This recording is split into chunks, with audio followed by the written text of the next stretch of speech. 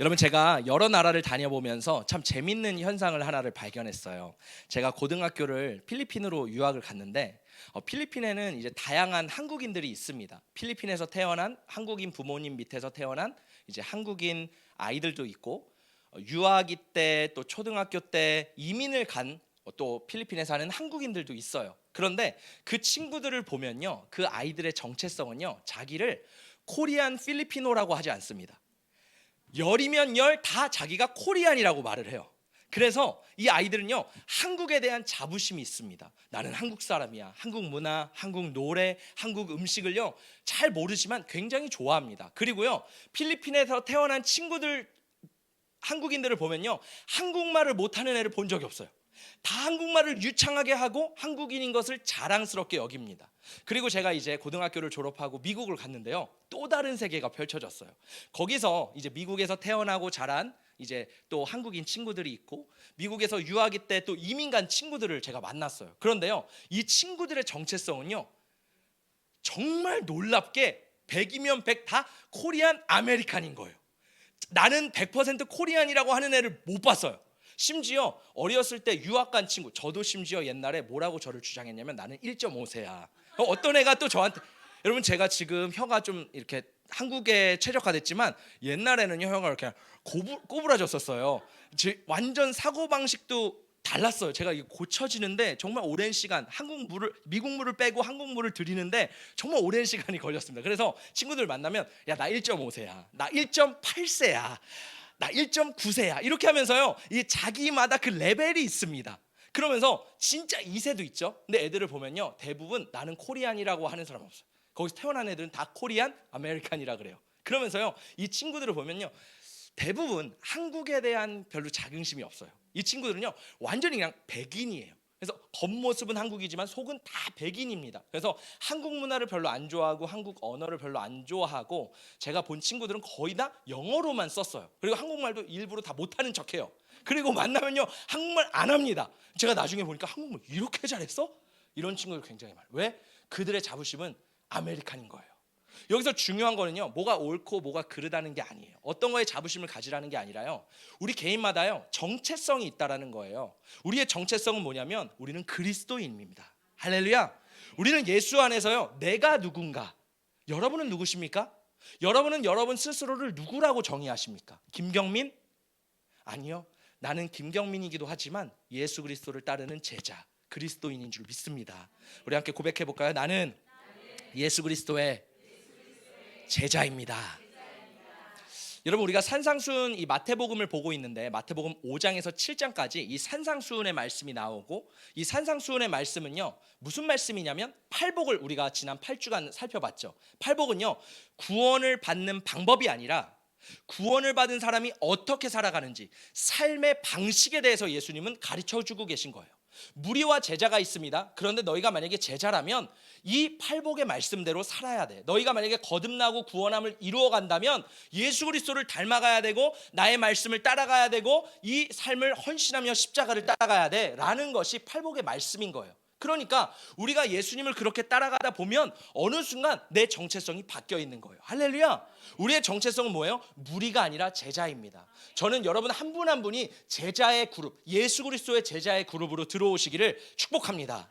자, 오늘 말씀은 이제 팔복이 끝나고요, 예수님이 이 산상수훈, 산에서 말씀하시는 말씀이 팔복이 끝나고 계속해서 이어지는데, 오늘 예수님은요 제자들에게 이렇게 선언하십니다. 너희는 세상의 소금이라. 너희는 세상의 빛이다. 여러분, 예수님은요 너희는 세상의 소금이 될 거야, 너희는 세상의 빛이 될 거야 라고 말하지 않았어요. 이거는 권면도 아니고 희망도 아닙니다. 예수님께서 선언하셨어요. 너는 세상의 소금이야. 할렐루야. 우리 따라해 볼까요? 나는 세상의 소금이다. 나는 세상의 빛이다. 나는 아닌데요? 아니에요. 예수님 말씀하신 너는 세상의 소금이야. 할렐루야. 너는 세상의 빛이야. 할렐루야. 우리 안에 그 빛, 소금이라는 정체성이 오늘 말씀을 통해 다시 한번 회복되기를 예수님의 이름으로 축복합니다. 예수님께서 말씀하실 때요, 우리는 어디에서 소금과 빛의 역할을 감당해야 될까요?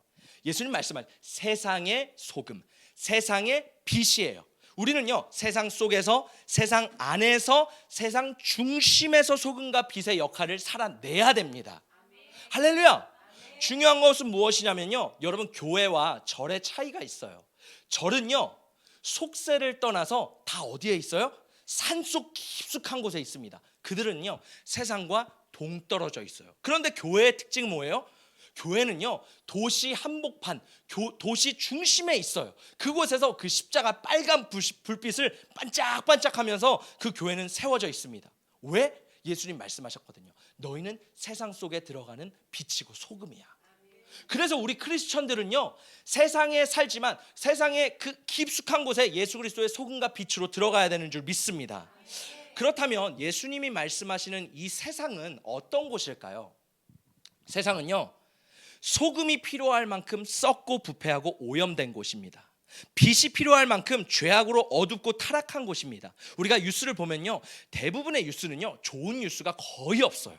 그거는요, 10년 전, 20년 전, 30년 전 늘 마찬가지였습니다. 사람들이 말하기 좋아하는 뉴스는요, 좋은 뉴스는 거의 없어요. TV에서 나오는 뉴스, 신문에서 나오는 뉴스는요, 거의 좋은 뉴스가 없습니다. 살인사건이 일어났습니다. 이런 폭행사건이 일어났습니다. 이런 범죄가 일어났습니다.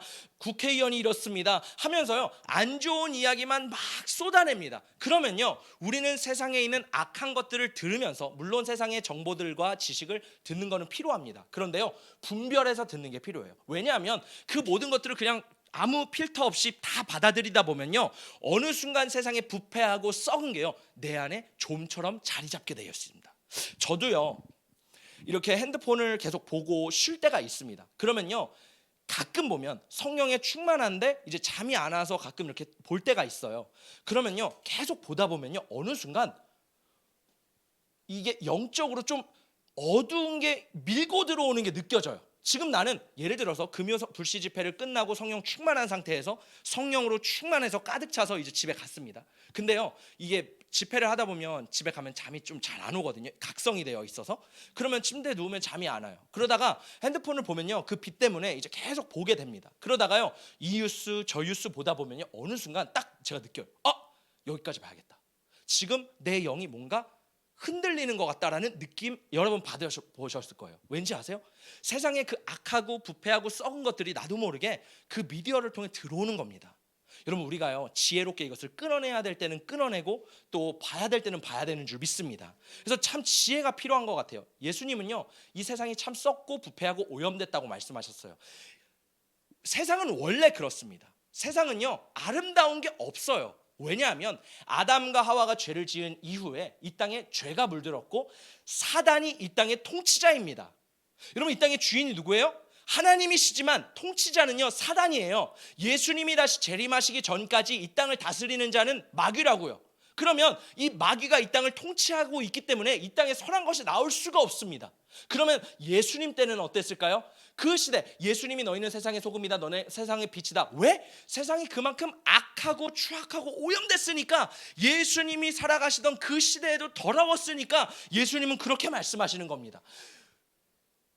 아담과 하와가 죄를 지은 이후부터 지금까지 세상은 깨끗하지가 않다라는 거예요. 세상은 하나님께서 그렇게 더럽다고 말씀하십니다. 그런데요, 중요한 것은 그러한 세상에서 너희가 예수의 맛을 내라, 예수의 빛을 내라, 너희가 그곳에서 진짜 예수를 드러내라. 이것이 바로 예수님이 우리에게 선포하신 말씀인 줄 믿습니다. 소금은요, 여러 가지 역할이 있지만 그 중에 하나는요, 부패를 막는 역할을 합니다. 여러분, 기술이 발달돼서요, 지금은 진공 포장이나 방부제나 냉장고가 있어요. 그래서요, 소금 없이 우리가 그냥 김치 냉장고에 김치를 넣으면요, 김치가 잘 익습니다. 생선도 냉장고에 넣으면 잘 보관이 돼요. 예전에는 어땠습니까? 우리가 재래시장에 가면 어떻습니까? 할머니들이요, 생선을요, 소금에 다 절여 놓습니다. 왜냐하면 이 생선이요, 소금에 있으면 부패가 늦춰진다라는 거예요. 예수님이 우리에게 소금이라고 말씀하세요. 그럼 우린 뭐예요? 부패를 막는 자예요. 우리는 이 땅에 더러워진 세상에요, 이 부패를 막는 방부제 역할을 하는 사람들이 우리입니다. 그러면 여러분에게 한번 질문해 볼게요. 여러분은 소금으로서 부패를 방지하고 살아가고 계신가요? 아니면 죄악을 행하고 더 부패하고 그렇게 힘쓰면서 살아가고 있나요? 예수님은 말씀하십니다. 너희는 세상의 소금이야. 세상이 악하고 추악하고 더러울지라도 너희는 그곳에서 소금의 맛을 내야 돼. 할렐루야. 우리가 있는 곳에 그 소금의 맛을 낼 때요, 예수님은 우리를 하나님의 자녀라고 부르시는 줄 믿습니다. 여러분, 그 있는 자리에서요, 가정에서, 직장에서, 사업장에서, 교회에서, 어디서든지 관계 가운데요, 소금과 같이 그 죄악의 바이러스가 퍼지지 않고 내가 방부제 역할을 하는 정말 방파제, 방부제가 되시기를 예수님의 이름으로 축복합니다. 근데요, 이 부패한 시대 속에서요, 소금으로 살아가는 건 참 쉽지 않은 것 같아요. 저는 이제 목회자로 살아가면서 이제 말씀을 준비하고 기도하지만, 목회자도 세상에서 살아가는 게 참 쉽지 않지만, 저는 우리 성도님들을 뵀을 때 너무 귀하고 참 애쓰고 하나님 나라에서 어떻게 보면 저보다 더 힘쓰면서 나아간다라고 생각이 듭니다. 왜냐하면요, 세상은요 더 쉽지 않거든요. 세상은 더 더럽고 치사하고 정말 악으로 가득 차 있거든요. 그런데요, 그 세상에서 정말 쉽지 않지만 하나님께서는요 우리에게 샘플을 보여주셨어요. 그게 누구냐면 바로 노아입니다. 노아는요 소금과 같은 삶을 살았어요. 노아가 살았던 시대는요 죄악이 엄청났습니다. 그래서 창세기 6장에서요 하나님의 아들이 사람의 딸의 아름다움을 보고 자기가 좋아하는 대로 아내를 맞이했다. 얼마나 부패했냐면 세상 사람들은 말할 것도 없어요. 근데요 하나님을 믿었던 하나님의 아들조차도요 육신의 정욕, 이생의 자랑, 안목의 정욕 이런 것들을 따라가면서요 세상 것을 바라보며 세상의 아름다움을 쫓았어요. 세상의 아름다운 여자를, 세상의 아름다운 성공을 사람들이 다 따랐던 거예요. 그래서 하나님이요 이 창세기 6장에 뭐라고 말씀하시냐면 내가 인간을 창조한 것을 후회한다. 제가 오늘 이 말씀을 보는데 하나님이 그 후회하는 마음이 3번, 창세기 6장에서만 3번 느껴집니다. 얼마나 예수 그리스도 하나님을 믿었던 사람들조차도 그 썩은 내가 나는지, 하나님이 그 소금의 맛을 내지 못하는지 하나님이 후회하고 안타까워하시는 거예요. 만약에 하나님이 저와 여러분을 보신다라면 어떨까요? 우리는 정말 소금의 역할을 감당하고 있을까요? 아니면 우리도 세상에 똑같이 물들어서 그렇게 죄악 가운데 나도 물주는지 모르는 채 그렇게 살아가고 있나요? 여러분, 우리 가운데 죄악이 들어옵니다. 거룩하게 살려고 해도요 죄악은 끊임없이 들어와요. 그러면요 우리는 작은 죄악이 있을 때 그것을 도려내고 끊어내야 돼요. 그렇지 않으면요 이 소금의 소금 역할을 감당할 수가 없는 거예요. 이 죄가요 누룩과 같아서 작은 생각의 죄, 작은 말의 죄, 작은 행동의 죄, 작은 그 죄가 내 안에 틈타면요 그걸 내 자신 전부를 오염시킵니다. 그러면 보세요, 찬양할 때요 찬양이 안 나와요. 진단이 되죠. 말씀을 들을 때요 말씀이 따분하고 지루하고 말씀이 귀에 들어오지 않아요. 이상하다. 지난주까지는 말씀이 잘 들렸는데, 지난주까지는 찬양이 잘 됐는데, 지난주까지는 성령 충만했고 기도가 잘 됐는데 왜 오늘은 이러지? 컨디션 때문인가? 아니요, 내 안에 죄가 들어왔기 때문이에요. 그걸 내가 허용했기 때문에요 그 작은 죄가 누룩같이 되어서 나를 다 부패하게 만드는 겁니다. 중요한 건 뭐예요? 우리가 죄가 들어왔을 때 얼른 정신을 차려 깨어 있어야 돼요. 할렐루야. 그래서 우리가 기도하는 거잖아요. 그래서 우리가 말씀 보는 거잖아요. 할렐루야. 여러분, 진짜 기도해야 될 줄 믿습니다. 이 시대는요 기도해야 되는 시대예요. 이 시대는 말씀 봐야 되는 시대예요. 그러지 않으면요 그 죄가 틈타서요 나도 모르는 사이에 세상의 물에 휩쓸려 어느 순간 없어집니다. 여러분, 정말 깨어 있으시기를 예수님의 이름으로 축복합니다. 하나님이 이렇게 후회하십니다. 그때에 온 땅이 하나님 앞에 부패하여 포악함이 땅에 가득한지라. 하나님이 보신즉 땅이 부패하였으니 이는 땅에서 모든 혈육 있는 자의 행위가 부패함이었더라. 이 모세의 시대, 노아 시대를 보시면서 하나님이 진단하시는 내용이에요. 그런데요 이 부패하고 썩은 시대 가운데 하나님은요 노아를 부르십니다. 성경에 노아를 뭐라고 표현하냐면 의인이고 당대에 완전하고 하나님과 동행하던 자라. 노아는요 이 썩고 부패한 시대 가운데요 하나님만 졸졸 따라갔어요. 여러분, 생각해 보세요. 노아는요 죄가 틈타지 않았을까요? 노아는 천하무적이라서 홀리하고 거룩한 존재이기 때문에 막 이러기 때문에 죄가 틈타지 않았을까요? 아니요, 그렇지 않습니다. 노아도 우리와 동일한 사람이에요. 그런데요 노아는요 끝까지 이 싸움을 싸웠다라는 거예요. 생각해 보세요. 노아가 여러분 산 위에 방주를 짓습니다. 그 방주를요, 어떤 신학자는 50년, 60년, 70년, 또 어떤 사람은 120년이라고 말을 해요. 몇 년인지 성경에 정확하게 모르겠지만 어쨌든 몇십 년, 수십 년 동안 이 방주를 노아가 짓는 거예요. 어디에다? 바다도 아닌, 해변도 아닌 산 위에다. 사람들이 봤을 때 뭐라 그럴까요? 어휴, 저 어리석은 놈, 어휴, 저 바보 같은 놈, 어휴, 야, 하나님이 살아계시냐? 이 시대에 먹고 즐기고 아름다움을 따라가야지, 돈을 따라가야지, 너는 무슨 산 위에, 그것도 1년도 아니고 2년도 아니고, 야, 너 처자식을 봐라, 불쌍하지도 않냐? 세상은 그렇게 말해요. 근데요, 노아는 타협하지 않고 뚝딱뚝딱 계속 방주를 지어내려 갑니다. 10년, 20년, 30년, 40년 끊임없이 변함없이 흔들릴 때도 있겠죠. 그러나 마음을 다시 잡고요, 방주를 계속 지어나가는 거예요. 왜? 그것이 우리가 하나님이 기뻐하시는 신앙이기 때문에. 여러분, 이 시대는요, 노아의 시대와 같습니다. 우리는요, 방주를 준비하는 거예요. 방주를 교회로 표현하잖아요. 방주를 준비하면서 그 방주 탈 날을 기대하면서 우리가 하나님 앞에 나아가는 겁니다. 그런데 세상에서는 계속 말해요. 야, 이거 예수 이렇게 믿는다고 되냐? 야, 이거 포기하면 되냐? 내 스스로도 그런 생각이 들어옵니다. 세상의 생각, 내 자아의 생각이 막 올라오면서 혼란스러워요. 여러분, 저는 그 혼란스러움을 충분히 이해합니다. 제가 그랬거든요. 우리 성도님들 중에서 개척을 하시고 이제 준비하신 성도님들, 또 여기 나오시는 성도님들 모두가 너무너무 감사드려요. 근데요, 제가 여러분의 마음을 조금은 알 것 같아요. 왜냐면 저도 여러분 같았거든요. 제가 처음 이제 미국에서 유학을 마치고 이제 이탈리아에서 졸업을 하고 한국에 나왔을 때 정말 저는 예수를 믿는 사람이었어요. 예수님을 사랑했어요. 창기 형제님, 저 예수님을 사랑하는 젊은이였죠? 제 대학교 친구입니다. 모범적인 성령 충만한 학생이었죠. 아, 감사합니다. 짜고 친 건 아니고요. 제가 그 정도로 열심히 있던 사람이에요. 근데요, 세상에 한 발, 예수님께 한 발, 늘 이런 마음이 있었어요. 그러니까요, 세상의 죄악이 굉장히 좋아지니까 내가 변화되지 않은 상태에서, 거듭나지 않은 상태에서 그냥 내 열심으로 하다 보면요, 어느 순간 지칩니다. 어느 순간 짜증나요. 어느 순간 만사가 다 귀찮습니다. 제가 교회 딱 개척교회를 그때 섬기러 딱 왔는데요, 제가 저의 멘토 목사님한테 오늘 전화를 드렸어요. 목사님, 너무 감사합니다. 왜? 제가 옛날에 얼마나 목사님을 괴롭히고 힘들게 했는지 제가 조금은 알 것 같아요.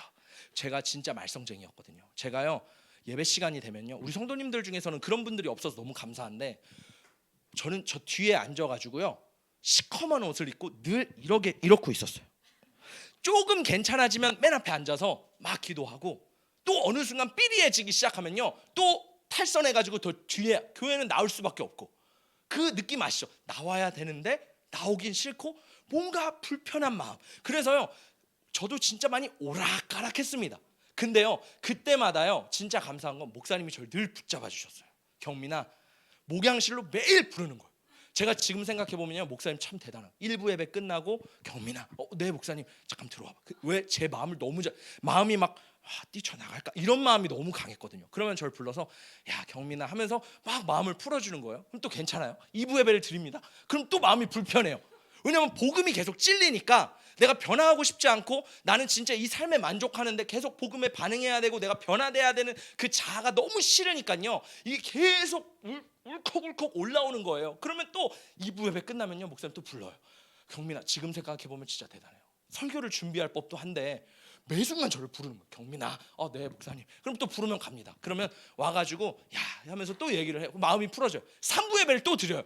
그러면 여러분 생각해보세요. 주일날 새벽 예배, 1부 예배, 2부 예배, 3부 예배, 성도가 하나도 없는데 그렇게 예배를 드렸어요. 성도는 저랑 거의 제 동생, 우리 가족, 목사님 가정.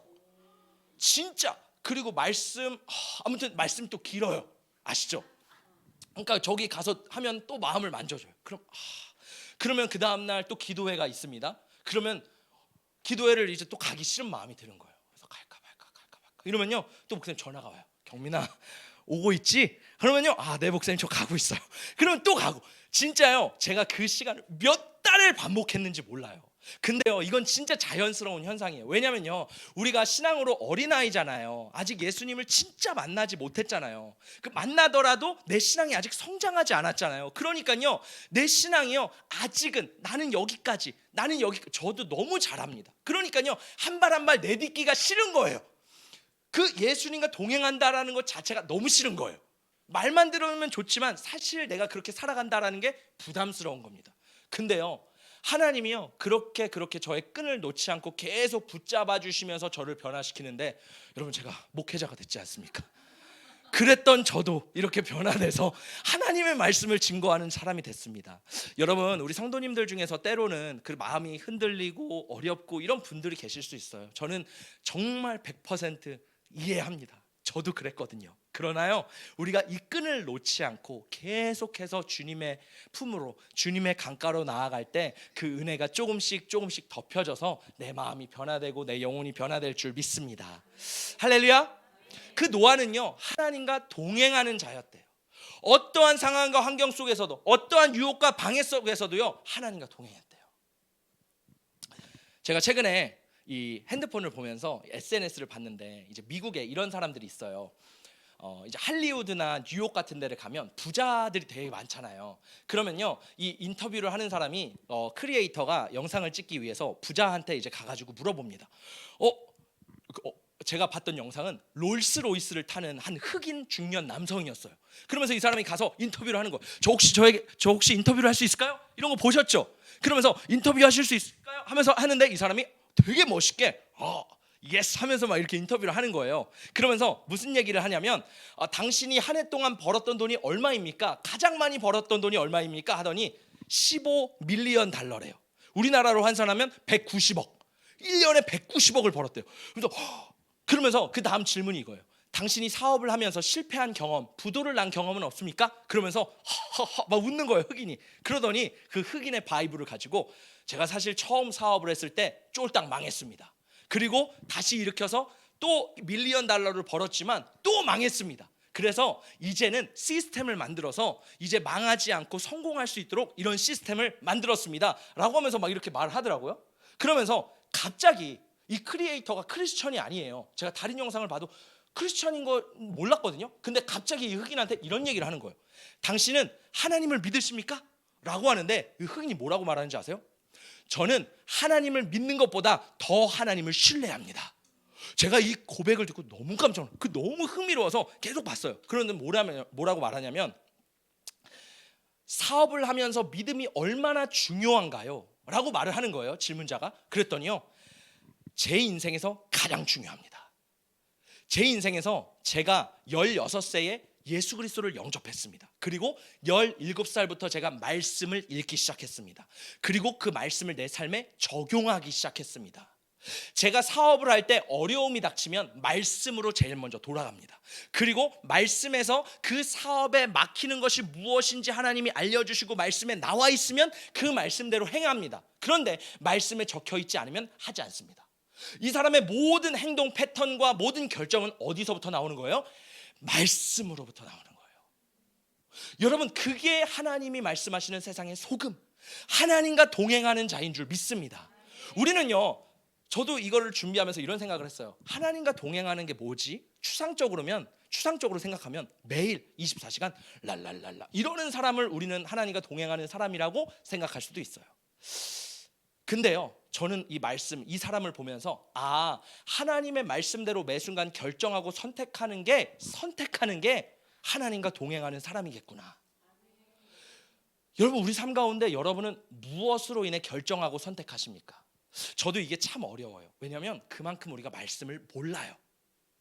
말씀을 그래서 더 알아야 됩니다. 그러면 하나님의 뜻이 무엇인지 나의 가정에서, 나의 삶에서, 나의 직장에서, 사업에서 하나님의 뜻이 뭔지 이제 분별하게 되고 하나님의 뜻대로 걸어가게 되는 거예요. 저는 우리 깨우는 성도님들이 정말 말씀을 풍성히 알고 말씀을 먹어서 그 말씀대로 정말 선택하고 결정하고 살아내시는 여러분이 되기를 예수님의 이름으로 축복합니다. 할렐루야. 예수님은요, 두 번째로 우리에게 세상의 빛이라고 말씀하셨어요. 우리 따라해볼까요? 나는 세상의 빛이다. 근데 예수님이 이런 얘기를 하세요. 너희는 세상의 빛이다. 근데 산 위에 있는 너희의 빛이 숨겨지지 않을 거야. 여러분, 이 말씀을요, 한국인의 입장에서 보면요, 여러분은 무엇을 상상하세요? 산 위에 너희의 빛이 숨겨지지 않을 거야. 어떤 상상을 하세요? 대부분 설악산이나 지리산맥 가운데 그 칠흑 같은 어두움 가운데 반짝반짝 그 빛나는 그 불빛을 말한다고 생각할 거예요. 그렇죠? 이 어둠 가운데 반짝반짝 희미하게 반딧불처럼 그런 비춰지는 그런 빛을 상상할 겁니다. 근데요, 이 말씀을 보면요, 우리가 뭐로 봐야 돼요? 성경대로 봐야 돼요. 이 이스라엘대로 봐야 돼요. 이스라엘은요, 죄송합니다, 나무가 많이 없어요. 이스라엘은요, 대부분 광야이고 그냥 민둥산이 많습니다. 그러니까요, 예수님이 말씀하시는 이 산 위에 있는 마을은요, 작은 마을이 아니에요.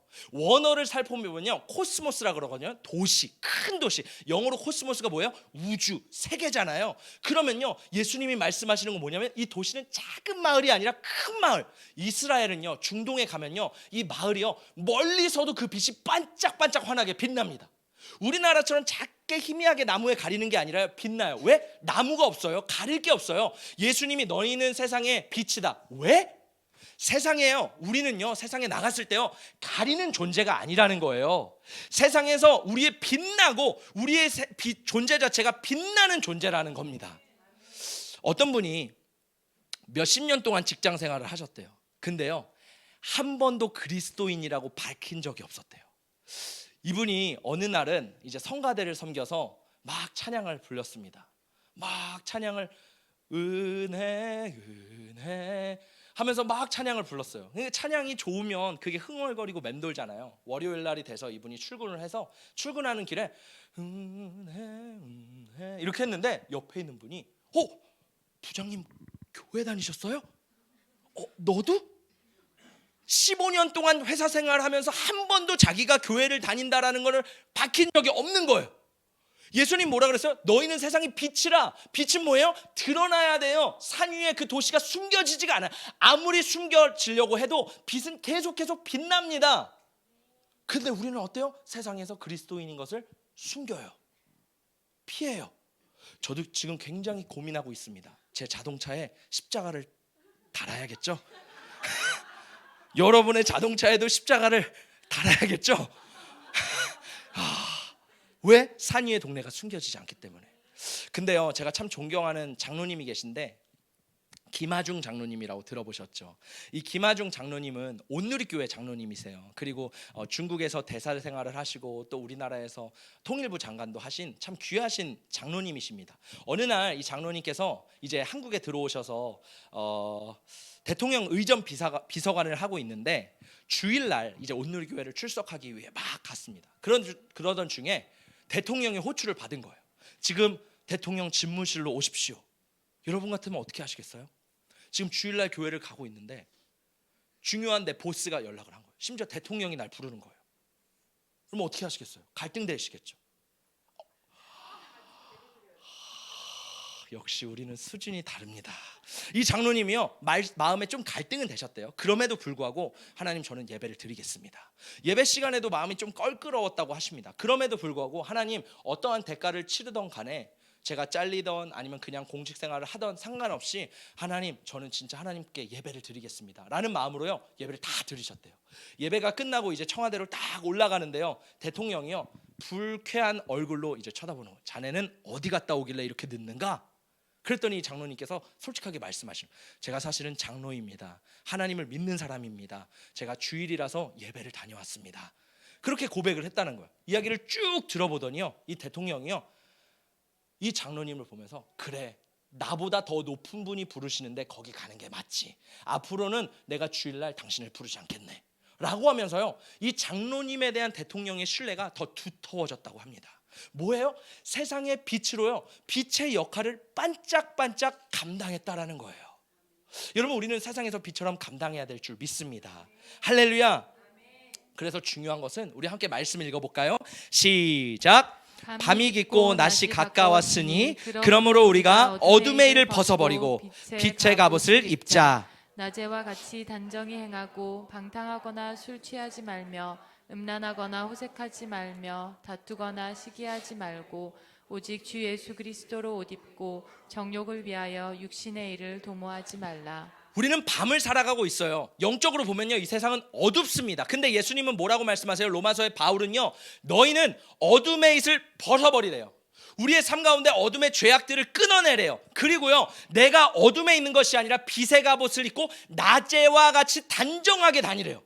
여러분, 인간은요, 본성적으로 어둠에 있으면 숨고 싶어 합니다. 어둠 가운데 들어가고 싶어요. 쥐들이 그러죠. 쥐들이요, 어둠 가운데 막 들어갑니다. 근데 거기다 후레쉬를 탁 켜면 샥 도망갑니다. 중요한 건 뭐냐면요, 우리가 매 순간 살아갈 때 빛의 자녀와 같이 낮의 행함 같이 다니라는 거예요. 왜? 하나님이 우리를 보고 계시기 때문에. 여러분, 저는 우리의 삶이 하나님 앞에 투명해지기를 원합니다. 빛나는 다이아몬드 크리스탈처럼요, 하나님이 날 보셨을 때 이 빛이 투여하는 사람. 빛은 뭐예요? 투여되잖아요. 그러면 이것을 투여하면 그 빛이 더 확산되잖아요.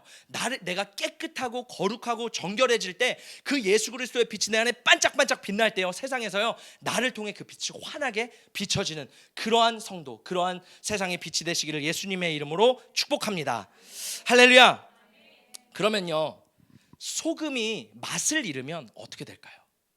우리 말씀을 함께 읽어보도록 하겠습니다. 시작. 너희는 세상의 소금이니 소금이 만일 그 맛을 잃으면 무엇으로 짜게 하리요? 후에는 아무 쓸데없어 다만 밖에 버려져 사람에게 밟힐 뿐이니라. 여러분, 소금이 맛을 잃으면요, 사람들의 발에 밟혀서 밟힐 뿐인데요, 이 말씀을 보면요, 조금 생각이 있는 분들은 좀 뭔가 이상해요.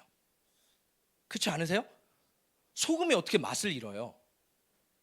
생각해 본 적 없으세요? 여러분, 소금 결정은요, 그 자체가 짠맛이 납니다. 물에 나면요 다 녹아내리잖아요. 근데 소금 자체가 어떻게 그 맛을 잃으냐고요. 자, 들어보세요. 우리가 한국에서 생각하는 소금은요, 바다에서 물을 증발시킨 그 나머지 소금이 결정체인 거예요. 우리는요, 그 소금을 가지고 음식에 넣거나 물에 넣으면요, 소금이 다 녹아내립니다. 근데요, 우리는 말씀을 이스라엘 관점에서 봐야 돼요. 이스라엘에는요, 뭐가 있냐면 사해바다가 있습니다. 멀리서 보면요, 정말 아름다워요. 이 옆에요, 정말 하얀 해변과 같은 모래같이 샥 깔려 있어요. 와, 정말 예쁘다. 사해바다를 보면요, 감탄합니다. 그리고요, 가까이 갈수록 여기에 있는 하얀 모래알들이요, 반짝반짝 빛나요. 야, 저게 뭐지? 저게 뭐지? 해서 가까이 가면요, 이 소금이 뭐예요? 돌덩어리예요. 우리는요, 바다에서 소금을 증발시켜서 소금을 얻지만요, 이스라엘에는요, 이 사해 바다가 워낙 짜기 때문에 이 소금이 돌에 묻습니다. 그러면 이스라엘에 가면 돌산이 있어요. 소금산. 그러면요, 여러분 들어보셨죠? 소금이 돌에 묻어 있는 거. 그러니까 이스라엘 백성들은 소금을 어떻게 얻어요? 돌덩어리를요, 집에 가져가는 거예요. 그리고 그 돌덩어리를요, 물에 푹 하루 정도 담가 놓으면요, 거기에 있는 염분들이 다 빠져나가서 그 물이 소금물이 됩니다. 그러면 음식을 할 때 그 소금물을 섞어서 요리를 하는 거예요. 그러면 뭐가 남겠어요? 돌이 남겠죠. 왜냐하면 암염이니까. 그러니까 그 돌 결정체는 쓸모가 없는 거예요. 그러니까 그 돌 결정체는 어떻게 해요? 우리가 옛날에, 저도 그런 시대를 살았습니다. 연탄을 뗄 때가 있었죠. 연탄을 떼면요, 그 연탄 재가 남아요. 그러면 그거 어떻게 해요? 집 앞에다 내다 던집니다. 그리고 그걸 깨요. 그러면 그게 쫙 하면서 눈 오는 날은 그게 미끄러짐을 방지하잖아요. 그것처럼요, 이 소금도 마찬가지인 거예요. 이 돌이 있습니다. 나머지 돌, 짠맛을 다 잃어버린 돌이 있어요. 그러면요, 밖에다 이스라엘 사람들이 버립니다. 어떤 사람들은 그걸 지붕에 갈아가지고 지붕을 단단하게 쓴대요. 그럼 뭐예요? 사람들에게 밟혀져 버리는 거예요. 중요한 건 뭐예요? 이 소금이요, 짠맛을 내야 된다라는 거예요. 짠맛을 내지 않으면 버려진다라는 거예요. 여러분은 짠맛이 나나요? 예수의 맛이 나나요? 여러분을 콕 찍어 먹어보면, 옆에 있는 한번 찍어 보세요. 짠맛이 나나요? 예수님이 말씀하셨습니다. 소금이요, 짠맛을 잃으면요, 버려진대요. 죄송합니다. 예수를 믿고도요, 버려지는 사람이 있어요. 출애굽 1세대, 제가 계속 그거를 묵상하게 됐는데, 뭐 의도적이진 않지만 그걸 계속 묵상하는데, 출애굽 1세대가요, 하나님을 믿었던 백성들입니다. 그리고 하나님을 따랐던 백성들이에요. 근데요, 그들이요, 믿음이 없이 하나님의 말씀대로 살아가지 않고 소금의 역할을 감당하지 않으니까요, 어떻게 돼요? 버림받아지는 거예요. 그 광야에서 다 죽어집니다. 노아 시대도 동일해요. 여러분, 노아 시대에 수많은 인류가 있었습니다. 그 중에 몇 명만 살아남아요? 8명. 노아의 가족 8명만 살아남아요. 그리고요 다 죽습니다. 우리도 동일합니다. 내 안에 성령님이 계셔. 나는 성령 충만해. 어느 순간 나도 모르게 내 스스로 착각하고 나를 속일 때가 있다라는 거예요.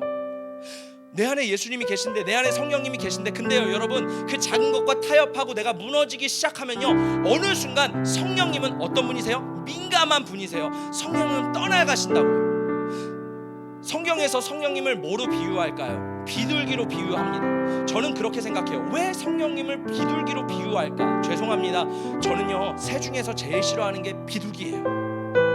저는 지금도 비둘기를 보면요 너무 무섭고 더러워요. 제가 유럽을 싫어합니다. 왜냐면 유럽은요 비둘기가 사람한테 와요. 키도 크니까 막 부딪힐 뻔한 적도 몇 번 있어요. 왜 예수님을 비둘기로 비유하는 거야? 독수리가 아니라. 생각해보세요. 하늘에서 독수리와 같이 멋진 하얀 깃털을 가진 독수리가 성령 막 임하면 얼마나 멋있겠어요. 왜 비둘기일까요? 비둘기는요 굉장히 민감한 새입니다. 작은 소리에도 푸득푸득 날아가는 거예요. 성령님은요 굉장히 죄에 민감하신 분이세요. 우리가 죄를 끊어내지 않고 내 생각에 죄악된 생각, 반복되는 생각, 나도 모르게 끊어지지 않으면 끊어내야 돼요. 할렐루야. 반복해서 짓는 죄 끊어내야 돼요. 왜? 그게 내가 살 길이거든요. 끊어내지 않으면요 성령님이 떠나버리세요. 그러면요 나는 버림받은 줄 몰라요. 나는 괜찮다고 생각해요. 나는 크리스천 괜찮아. 난 목사잖아. 나는 선교사잖아. 나는 집사, 권사, 장로잖아. 나는 그래도 이렇게 기도 생활 하잖아. 하지만요 우리 안에 죄가 끊어지지 않으면요 성령은 이미 떠나가 있다는 거예요. 성령님은 굉장히 민감하신 분이십니다. 할렐루야. 여러분 안에 죄악을 정말 과감없이 도려내고 끊어내시기를 예수님의 이름으로 축복합니다. 마지막 말씀인데 제가 이 말씀을 전달해 드릴게요. 마태복음에서 예수님께서 말씀하세요. 이 마지막 시대는요 노아의 시대와 같이 예수님께서 재림하신대요. 무슨 의미일까? 여러분 노아 시대에 제가 말씀드렸지만 정말 수많은 인류와 사람들이 살았습니다. 그 중에 몇 명만 구원받았어요? 8명.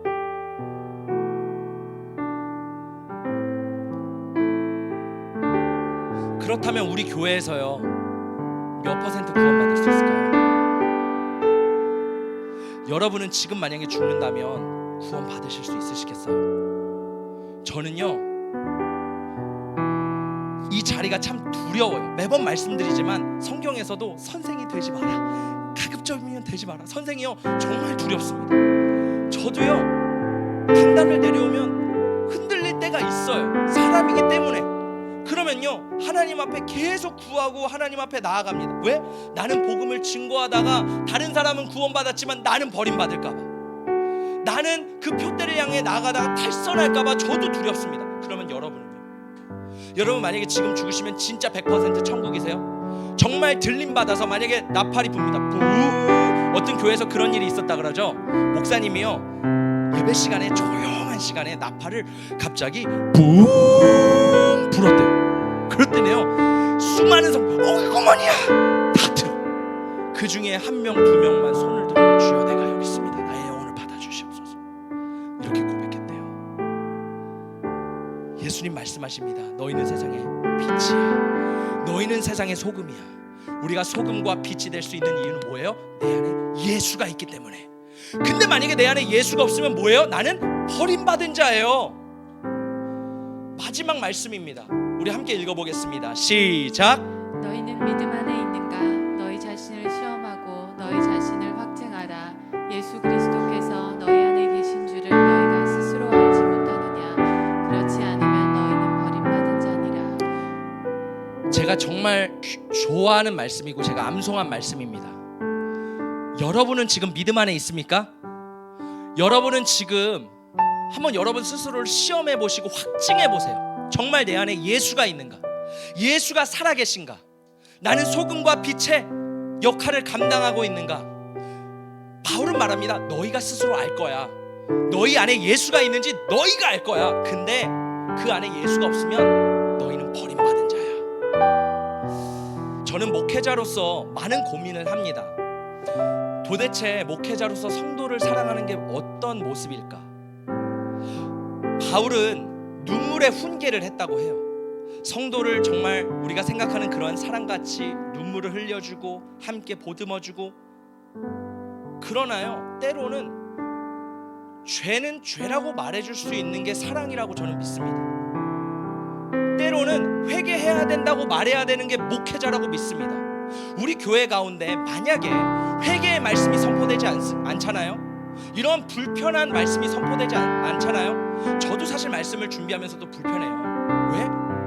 저도 그냥 우리 성도님들한테 사랑합니다, 축복합니다, 위로합니다, 칭찬합니다, 잘하고 있습니다, 격려합니다, 너무 잘하고 계세요, 이런 말씀만 전하고 싶어요. 그럼 저도 욕을 안 먹잖아요. 근데요, 이 강단 위에서 정말 사랑한다면 그게 뭘까? 그렇다면 목회자는 인본적인 사람이 아니라 천국을 안내하는 자인데, 내가 이 사람이 잘못되면 그거 잘못했어요, 이 사람이 실수하면 다시 한번 일어나서 우리 함께 같이 갑시다, 이것이 사랑이 아닐까? 저는 그런 생각을 합니다. 여러분, 우리 가운데 죄가 있어요. 물론 마음이 불편하죠. 그러나요, 그것을 정말 불편하게 생각하지 않으시기를 바랍니다. 저도 불편할 때가 있어요. 전하는 자도 불편해요. 오죽하겠어요. 그러나 전해야 되기 때문에 저도 전해야 되는 겁니다. 여러분, 우리 안에 그런 진짜 사랑, 눈물의 훈계, 하나님의 그 말씀이 회복되는 그런 깨어있는 공동체가 되시기를 예수님의 이름으로 축복합니다. 말씀을 정리합니다. 저는 오늘 기도할 때 여러분의 신앙을 다시 리셋했으면 좋겠어요. 나는 집사야, 나는 권사야, 나는 장로야, 나는 목사야. 저는 하나님 앞에 늘 내 자신을 리셋합니다. 하나님, 저는 사실 목회라는 타이틀도 별로 필요 없습니다. 하나님, 저는요 그냥 하나님을 따라가고 예수 그리스도를 따라가는 그런 제자로 살고 싶습니다. 저는 늘 그런 마음이 있어요. 저는 이 목회자 하나님이 주셨기 때문에 이거를 따라가는 거지, 이거에 대한 사실 별로 미련은 없습니다. 여러분, 중요한 건 뭐예요? 본질이에요. 예수 그리스도. 예수를 놓치면요, 목사가 아닙니다. 예수를 놓치면요, 집사가 아니에요. 진짜 중요한 것은 다시 한번 점검하십시오. 내 안에 예수가 있는가? 할렐루야.